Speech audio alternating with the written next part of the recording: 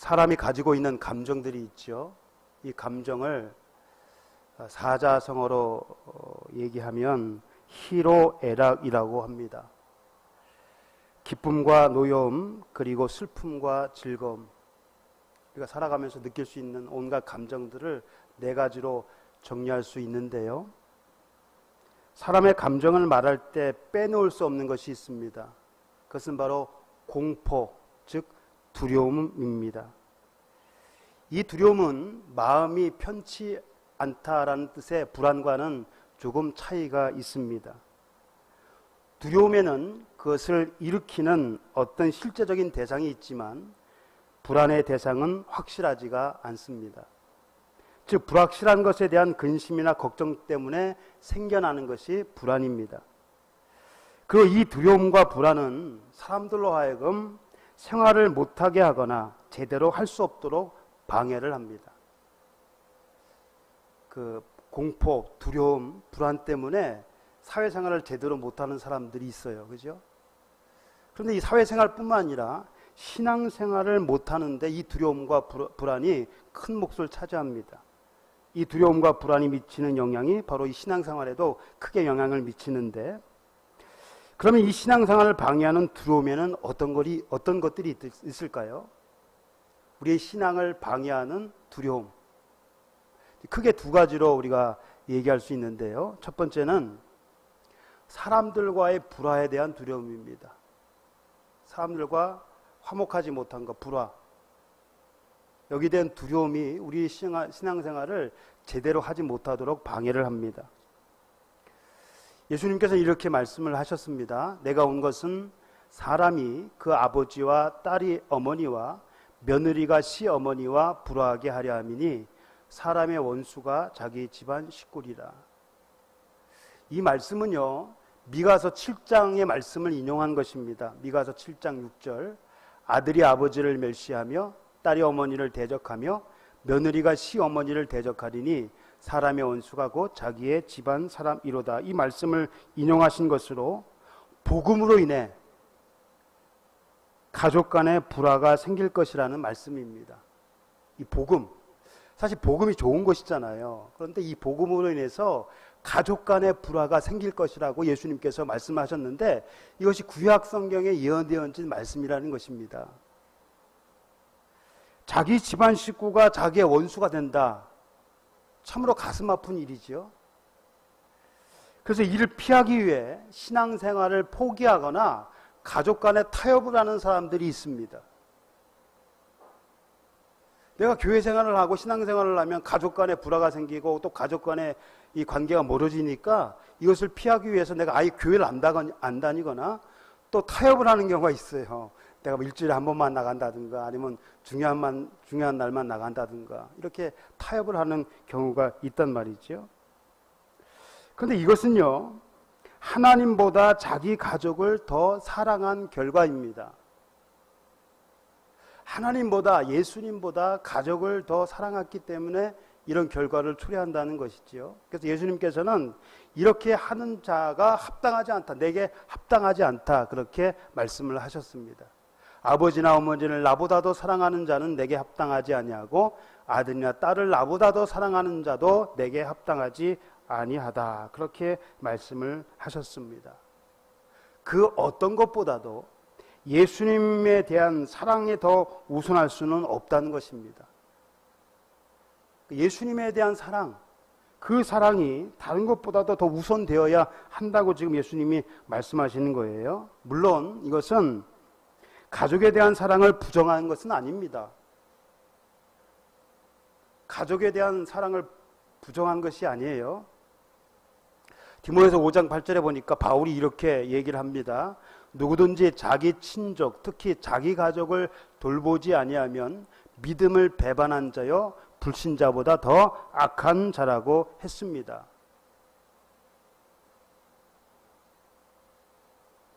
만일 믿음을 가졌다고 하면서도 자기 가족을 돌아보지 않는 자가 있다면 그 사람은 사람의 기본적인 책임을 다하지 않았기 때문에 불신자보다, 예수를 믿지 않는 사람보다 더 악한 자다. 기독교는요, 효도의 종교입니다. 제사를 안 지낸다고 해서 불효의 종교라고 뭐 어떤 사람들이 얘기는 하는데 결코 그렇지 않습니다. 기독교는 어느 종교보다도 효를 강조해요. 살아있을 때, 부모가 살아있을 때. 그럼 죽은 다음에야 우리가 효도를 한들 무슨 소용이 있겠습니까? 그렇죠? 근데 죽은 사람을 우리가 잘 모셔야 또 가정에 또 번성하고 그래서 제사도 지나고 그렇게 하는데 우리 기독교는 제사를 안 지내죠. 죽으면 그것으로 끝나는 거예요. 그러니까 살아있을 때 잘하는 거예요. 근데 살아있을 때 자기 가족을 돌보지 아니하는 사람은 믿음을 배반한 자요, 예수를 믿지 않는 하나님을 모르는 자보다도 더 악한 자라고 했습니다. 그래서 가족에 대한 사랑을 우리 강조해요. 가족에 대한 사랑뿐만 아니라 다른 종교보다도 기독교가 사랑을 더 강조하죠. 잘 지켜지지가 않아서 문제지 강조하는 것은 사랑을 너무나 강조를 한단 말이에요. 하지만 예수님보다 가족을 더 사랑해서는 안 된다는 것입니다. 그렇게 되면 가족들로 인하여 결국 예수님을 멀리할 수밖에 없죠. 만일 우리의 삶이 이 세상에서의 삶에서 끝난다면 가족과의 관계가 중요하죠. 그것으로 끝나니까 살아있을 때 가족과의 관계를 잘해야 되지 않겠습니까?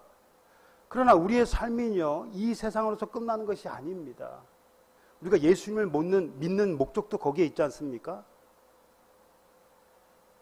예수님을 믿는 사람들은요, 믿지 않는 가족이나 또는 세상 사람들과의 불화를 과거해야 합니다. 예수님을 믿음으로 인하여 생기는 불화를 과거해야 돼요. 이것이 무서우면 예수님을 믿지를 못합니다. 이것을 견디어내야만 합니다. 그것이 두렵다고 신앙생활을 멀리하거나 포기해서는 결코 안 됩니다. 사랑과의 불화 때문에, 가족 간의 불화 때문에 신앙을 멀리해서는 안 돼요. 이것이 우리를 자꾸 방해하고 있습니다. 지금 가족과 불화가 안 생기게 하기 위해서 교회를 등하시하는 사람들이 많단 말이에요. 지금도 많이 있어요. 그런 사람들이. 근데 우리는 결코 그래서는 안 됩니다. 이 사람과의 불화 때문에 우리 신앙생활이 방해를 받습니다.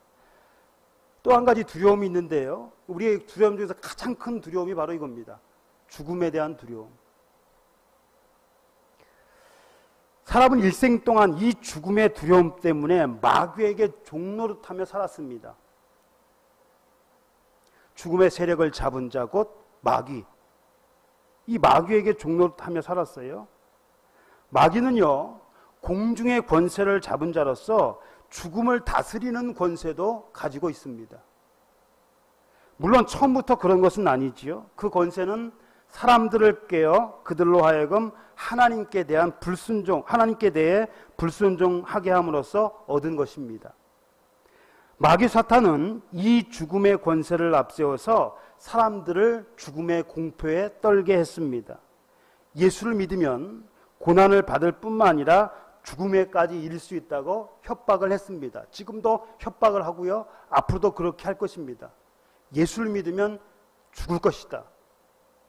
죽음에 대한 두려움을 자꾸 심어주는 거예요. 예수를 믿지 못하게 하기 위해서. 그러나 실은 예수님께서 이 세상에 오셔서 죽으셨다가 부활하심으로 사망의 권세를 이기셨기 때문에 사람들은, 특히 그리스도인들은요, 더 이상 죽음에 대한 두려움을 가져서는 안 됩니다. 예수님께서 부활하심으로 이 사망의 권세를 깨트려 버렸어요. 그러니까 더 이상 죽음에 대한 두려움을 가져서는 안 되는데 자꾸 이 마귀가 자꾸 사람을 속이는 거예요. 그리스도인들에게 있어서 죽음은요, 더 이상 두려운 존재가 아닙니다. 그들에게는 부활의 소망이 있기 때문입니다. 그래서 초대교회 그리스도인들, 갖은 그 고난을 당하면서도 예수를 부인하지 않는 것, 왜 그랬습니까? 더 좋은 부활을 얻기 위해서 죽음을 두려워하지 않았어요. 예수를 부인하지 않았습니다. 그 갖은 고난을 당하면서도 구차히 풀려나기를 원하지 아니했습니다. 초대교회 때는요, 많은 사람들이 예수를 믿는다는 이유만으로 죽임을 당했습니다. 히브리서 11장에 보면은 이 당시에 예수 믿는 사람들이 어떤 고난을 당했는가가 기록이 되어 있습니다. 몽둥이에 맞아 죽기도 하고, 돌로 맞아 죽기도 하고, 칼에 죽기도 하고, 또 톱으로 혐을 당해서 죽기도 했습니다. 사자의 먹이가 되기도 하고요. 혹은 기름가마니에 던져져 죽임을 당하는 경우도 있었습니다. 그러면서도 예수를 부인하지 않았어요. 왜? 더 좋은 부활을 얻고자 함이었죠. 이러한 박해를 피하여 광야나 선 혹은 굴 속으로 피하는 자들도 있었습니다. 물론 그 굴 생활이 굉장히 어렵죠. 질병에도 많이 걸리고 또 잘 먹지도 못하고, 그래서 사람들이 일찍 죽었지만 이 믿음을 지키기 위하여 그 고난도 감수를 했습니다. 그들은 모두 믿음 때문에 이런 고통을 겪었고 또 믿음으로 이런 고난을 이기기도 했습니다. 이런 이야기는요, 옛날 이야기가 아닙니다. 옛날에만 있었던 이야기 아니에요. 지금으로부터 2000년 전 초대교회 시대 때만 있었던 일이 아닙니다. 얼마 전에도 있었고 지금도 있었고요. 앞으로 이런 일들이 계속해서 일어날 것입니다. 예수께서 재림하시기 직전에는요, 아주 더 큰 배교가 일어날 것이에요. 너무나 고통스러운 날이 오게 될 것입니다. 2017년 한 통계에 의하면 2017년도 기준으로 전 세계 8억 명 이상의 그리스도인들이 고통을 받는다고 그래요. 그 중에서 2억 1,500만 명은 높은 수준의 고난을 겪는다고 합니다. 예수 믿는다는 이유로 고난을 받는데, 뭐 적게 고난을 받는 경우도 있고 아주 심하게 고난을 받는 경우도 있다고 그래요.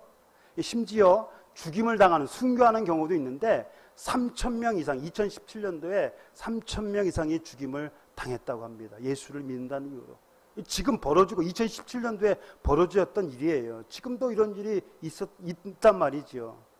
예수 믿는 사람 때문에, 예수 믿는다는 이유로 핍박을 받고 죽임을 당하는 경우가 많이 있다는 겁니다.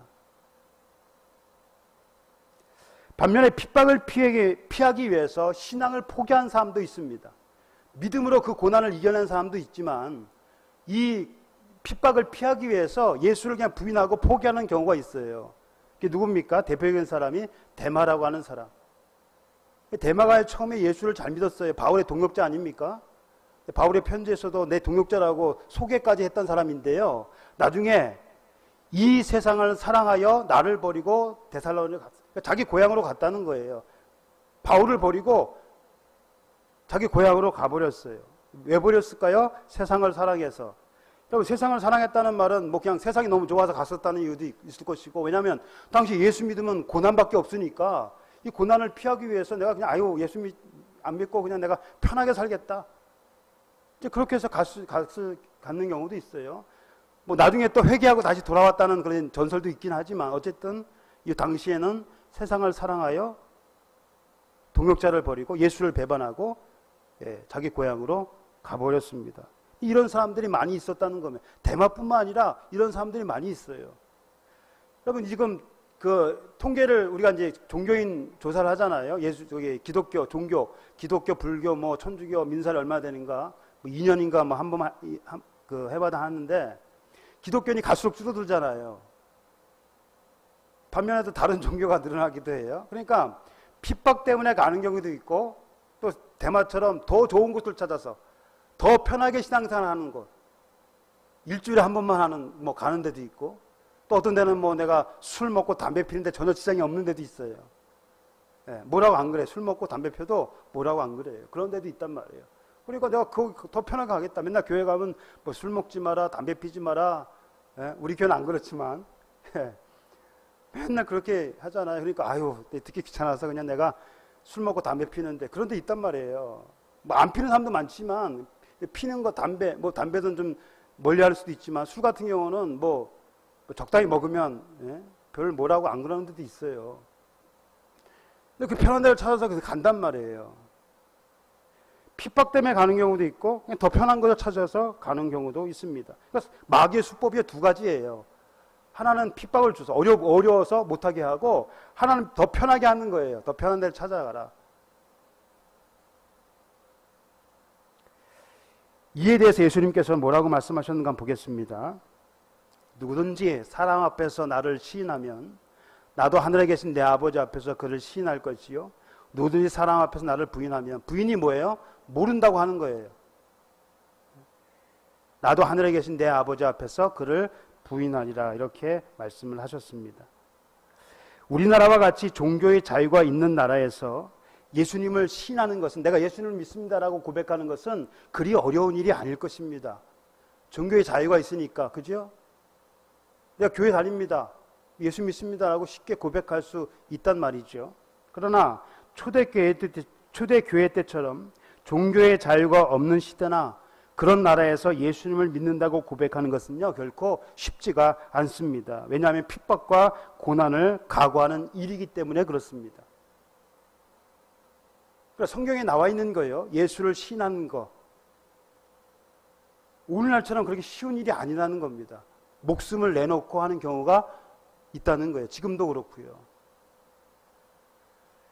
목숨은 누구에게나 소중한 것이지요. 그 어느 것보다 가장 중요한 것이 바로 이 목숨입니다. 그러기에 그 무엇과도 바꿀 수가 없습니다. 마태복음 16장 26절, 사람이 만일 온 천하를 얻고도 제 목숨을 잃으면 무슨 유익이 있겠느냐라고 예수님께서 말씀하셨죠. 목숨은요, 가장 중요한 거예요. 건강보다 더 중요해요. 중국의 진시 황제는 죽음을 피하려고 불로장생의 약초를 구하려까지 했습니다. 그러나 우리가 얼마를 살든지요, 작게 살든지 많이 살든지, 뭐 오래 120살까지 살든지, 그러나 언젠가는 우리가 죽어야 된다는 겁니다. 어떤 식으로든 우리 죽어야 돼요. 언젠가 어떤 식으로든 우리는 죽음을 맞이해야 됩니다. 당장이라도 죽음을 맞이해야 돼요. 어떤 사람에게 오늘은요, 살고 싶은 그 하루가 될 수도 있습니다. 어제부로 돌아가신 분에게는 오늘 하루도 못 살잖아요. 그죠? 이게 우리가 하루하루 사는 것이에요. 이게 그냥 뭐 때우는 것이 아니에요. 어떤 사람에게는 정말 소중한 그 하루란 말이죠. 우리가 언제 어느 식으로 갈 수도 있어요. 건강하다라고 해서 오래 사는 것도 아니고. 사람이 태어나면요, 한번 죽게 되어 있습니다. 이것은 하나님께서 정해진 거예요. 하지만 죽음으로 모든 것이 끝나는 것이 아니지 않습니까? 죽음은 또 다른 세계, 즉 영원한 세계의 시작일 뿐입니다. 자기의 안전을 위해 신앙을 포기하는 사람들은요, 육의 생명을 구하게 될지는 모르지만 진정한 의미로서의 생명은 잃어버리고 말 것입니다. 육체의 생명을 잃는 것을 두려워하여 신앙을 포기하는 사람들은 결국 영원한 생명을 잃어버리게 되는 것입니다. 반대로 신앙을 지키는 사람은 그로 인하여 온갖 핍박을 받으며 심지어 육체의 생명을 잃을 수도 있지만 그는 영원한 생명을 얻게 될 것입니다. 이런 두려움, 사람 간의 그 불화에 대한 두려움, 또 죽음에 대한 두려움 때문에 우리가 신앙생활을 멀리하는 경우가 있단 말이죠. 그럼 이런 두려움을 우리가 이겨내기 위해서는 어떻게 해야 되는가? 예수님을 잘 따르기 위해서는 어떻게 해야 되는가? 첫 번째, 사람들에게 대접받으려 하지 말아야 됩니다.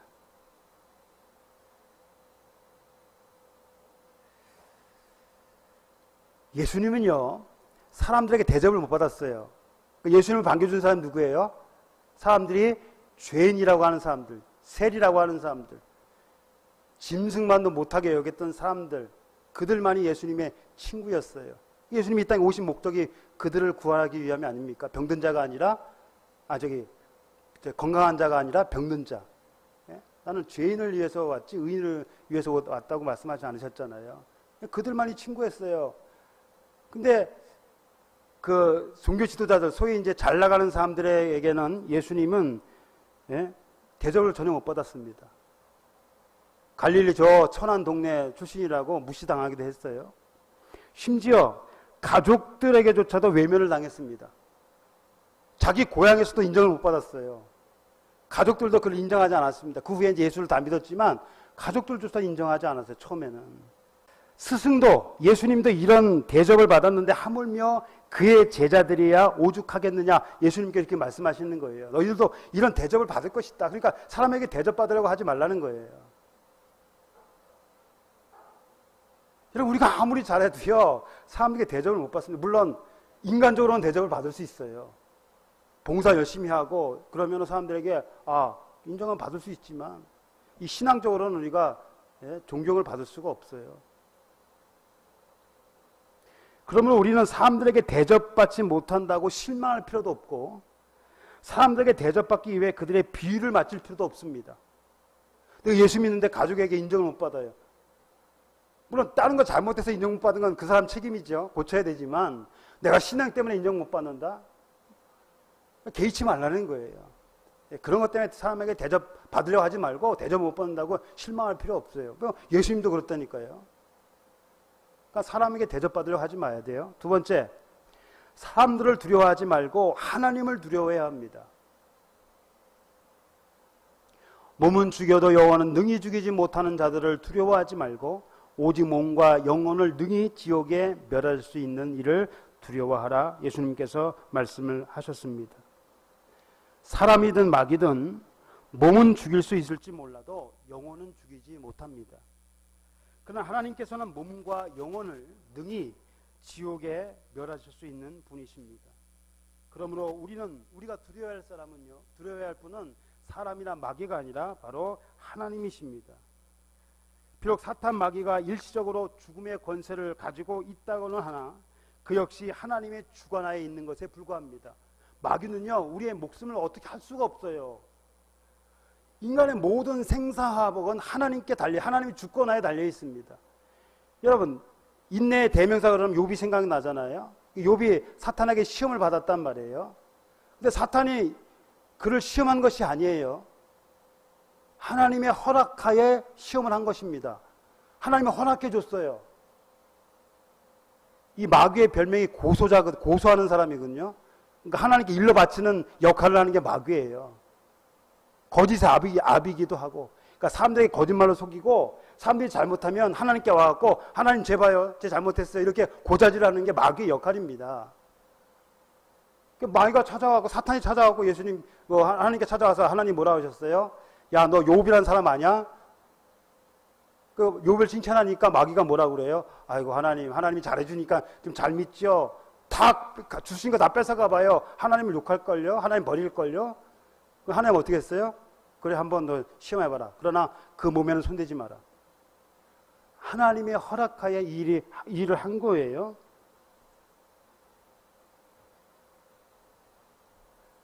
예수님 당시에 참새 2마리가 한 아사리온에 팔렸다고 그럽니다. 2마리의 한 아사리온.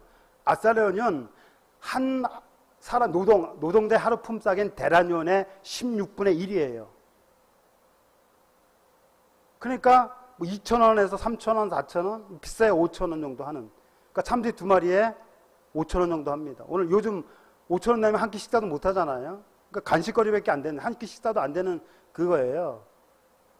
싸다는 거죠. 싸다는 거예요. 그러니까 쉽게 하면 하찮은 존재라는 겁니다. 이런 존재조차도 하나님께서 허락하지 아니하시면 하나도 땅에 떨어지지 않는다라고 했습니다. 하나님이 지켜주시고 마음 먹으면요, 이거 떨어지다 사람의 먹이가 되지 않는다는 거예요. 하나님이 그걸 지켜주신다는 거예요. 하나님의 허락 없이는 참새들조차도 죽음으로 인해 땅에 떨어지지 않는다는 것입니다. 그렇다면 참새보다 귀한 사람들 역시 하나님의 허락하심이 없이는 결코 죽지 않을 것입니다. 하나님의 허락하심이 없이는 결코 죽지 않아요. 이처럼 하나님께서는요, 이 세상 모든 만물의 생사를 주관하시는 분이시고요, 특별히 자기 백성들을 사랑하시는데, 관심을 가지시는데 얼마나 관심을 가지시느냐, 머리털까지 다 세신 바 되었다고 그랬습니다. 우리에게 그렇게 관심을 갖고 보살펴 준다는 거예요. 그러므로 우리는 사람이나 마귀를 두려워하지 말고 언제나 우리와 함께 하시는 그 하나님만 바라봐야 할 것입니다. 사람이 아무리 오래 살려고 해도 언젠가는 죽을 것이고, 많은 부와 명예를 얻었다고 해도 그것은 죽으면 아무 소용이 없습니다. 부모가 많이 모은 재산, 내가 죽어도 자식에게 물려주면 되지, 그렇게 생각하는 사람도 있지요. 근데 그 재산이 가족에게 물려줌으로 인하여 가족이 더 잘 살지, 화목하게 살지, 아니면 그것 때문에 불화가 생길지 어떻게 합니까? 차라리 남겨주지 않았으면 좋을 뻔했던 상황이 있을 수도 있잖아요. 자식들을 위하여 고생을 많이 한다는 거예요. 하루라도 더 벌려고 예? 그렇게 한다는 거죠. 내가 누리지 못하면 자식들이 누리면 되지 않겠냐고. 그러나 그거는 알 수가 없는 것이에요. 우리에게 있어서 가장 중요한 것은 부나 명예도 아니고 육체의 생명도 아닙니다. 그것은 영원한 생명입니다. 이를 위해 우리는 사람들과의 불화에 대한 두려움과 죽음에 대한 두려움에서 벗어나야 합니다. 그리고 할 수만 있으면 지혜롭게 어려움이나 핍박을 피하되 어떠한 경우에 있어서도 순결을 잊어서는 안 됩니다. 지난 시간에 말씀드린 것처럼 뱀같이 지혜롭고 비둘기같이 순결하라. 어려움에 닥쳤을 때 할 수만 있으면 피하라는 거예요. 지혜롭게. 피할 수도 있는데도 난 죽겠다. 그건 손해입니다. 손해. 용감한 것이 아니라 손해예요. 왜 다른 데 가서 더 하나님 일을 할 수 있음에도 불구하고 바울도 그랬어요. 바울도 2번씩이나 피했다니까요. 죽음의 위험에 있을 때 몰래 도망갔어요. 다른 데서 복음을 전했단 말이에요. 그러나 막상 죽음에 마주쳤을 때는 피하지 않고 그 죽음을 맞이했죠. 그러니까 지혜로워야 됩니다. 피할 수 있으면 피해야 돼요. 그러나 죽음을 피하기 위해서 예수님을 배반하지는 말아야 돼요. 그것이 바로 비둘기같이 순결하라는 말씀입니다. 핍박을 위해 세상과 타협하거나 예수님을 부인하는 일은 없어야 할 것입니다. 우리가 신앙으로 인한 어려움을 당할 때 그 누구도 끊을 수 없는 우리를 향하신 하나님의 사랑을 생각해야 됩니다.